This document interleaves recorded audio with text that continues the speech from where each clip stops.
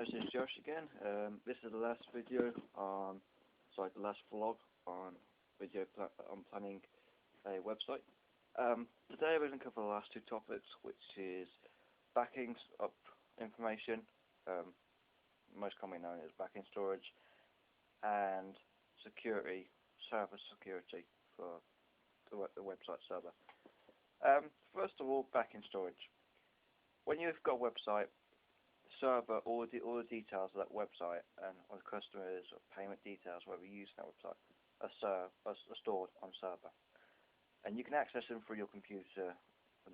So, with on file, they are the website company maintaining it, website building company maintaining it, and obviously keeping it up and running on server. And then they have their computer at their home, or whatever, but they're running the business, online business from, and they'll be getting the details from the payment. They'll be accessing the details from the clients. Now, if someone was to spill a cup of water on their computer, wheels on fire, their computer break, accidental damage, lost the files, can't get. If a hacker comes in, hacked, pinched your files, corrupts these, put a bug in your system, computer don't work. And we have some guy being like, yeah, you gone out for a party, alright, look at that, get home, someone's pinched my laptop, we can go. Cops, yep, make about trying to get cops to get it. You've got no backing storage, you've lost all your files. What a plonker. So, the most important thing to do is get backing storage. Now, most commonly, over the last couple of years, the last 4 years, it was sort of flash drives, but in other words, USB pens and USB drives. There's portable storage from tiny little things you can put on your keyring, plug in the side of the computer, backing up, bloody big size memory. Some of them even have bigger memory than the computers doing. And then, when you come into now, external hard drives. They've always been around, but it's always been a bit of an expensive accessory back when they first came out. Whereas nowadays, they're replacing USB pens. Because flash drives are not much big. That's like about twice the size of a USB pen. A USB pen's about this big. Flash drive's about that big, sort of thing. And it still weighs about the same thing. We'll show you. But you probably know what it is, but for those of you that don't know what a flash drive is, I have one around here.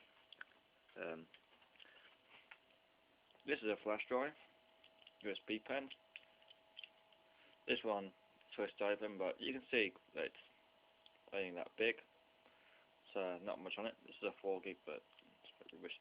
Now, a external hard drive will look something like this. This isn't an external hard drive, it's a flip knife, but it's just to show a comparison. This is about 3 inches. I used it for measurement, but never mind. Anyway, this is about 3 inches, and that is basically what an external hard drive would look like, with a wire coming off it to go into USB port. So we look over here. That's the memory stick there. That's my knife, and there's a wire. You might say that what you look at it, that's basically what you're looking at. Wire coming off the end of it. Obviously, it's not exactly what it's going to look like, but I used a multi-tool as an example of so you can see exactly what the size is, more or less. So that is backing storage. Back up all your files. Now another way to it is CD-ROMs, CDs, DVD-ROMs, floppy disks. Although if you use floppy disks, you use someone that's from the 1980s because they've gone a bit better. They were fizzled out in the late 90s. Some computers still had them in the early 2000s, but they got replaced with CD-ROMs and USBs. So, unless you've got an ancient computer, then don't use the floppy disks. Although floppy disks do have disadvantages because they store hardly any data. So unless you've got an old-fashioned computer, a very old computer with low memory, then you're not going to need floppy disk. So that's just for those of you that do have heaps of junk computers. Anyway, the next and last thing we're going to talk about is security for servers. Now, you have your antivirus on your computer, stop hackers getting in, stop getting access to details and everything.